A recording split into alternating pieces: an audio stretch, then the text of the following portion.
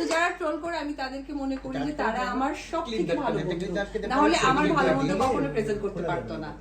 এই তো আজকে আমাদের কন্টেন্ট 2-3টা হয়ে গেছে ইনশাআল্লাহ। যাই হোক, আজকে আমাদের অনেক সুন্দর মজার মজা হচ্ছে। দাদা তুমি তো একবারও বললা না আমি আরো প্রতিদিন শুকাইছি। ওয়েট করো, ট্রল করো, কোথায় ভুল ধরে দেয় তারপরে বলো। আর অনেকে আমাকে প্রশ্ন এই করে, মজা লাগে কি বারিশকে দেখলে, হ্যাঁ বারিশ আপু আপনি হচ্ছে ওই হিরোইনের ওই আর্টিস্টের আঁচল ধরতে চান, তো যারা এটা করে তারা তো ওই আর্টিস্ট অব্দি আসতে পারে না, আঁচল ধরা তো দূরে থাক।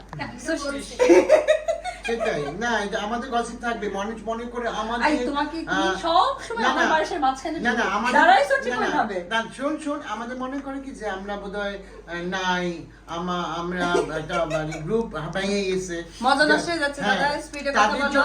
তাদের জন্যই বলছি যে আপনারা যে মনে করেন না, দেখতে পাচ্ছেন আমরা কিন্তু এক আছি।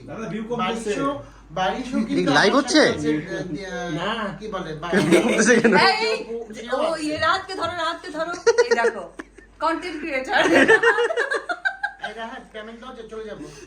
আরো বলো সেশনে তো সবথেকে লেটেস্ট হচ্ছে বারিশের এক নিঃশ্বাসে ভিডিও করে এবং এত কথা মনে রাখে।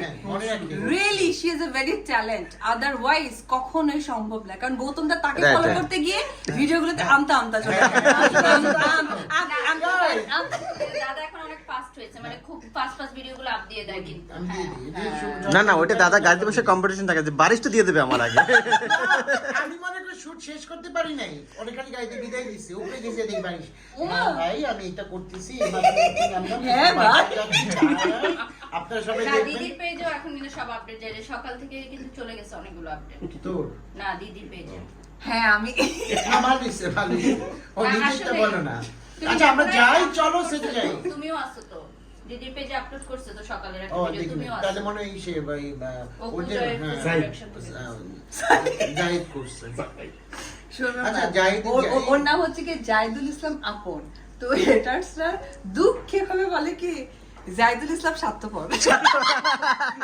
মানে আপন বাদ দিয়ে স্বার্থপর। হ্যাঁ, তবে জাহিদও কিন্তু ব্লগ বানায়, তুমি কি যেটা জানো? হ্যাঁ দেখছি আমি।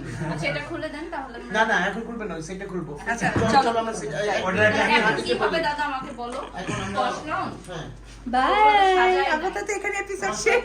সাথে দিয়ে পরবর্তী এপিসোডের জন্য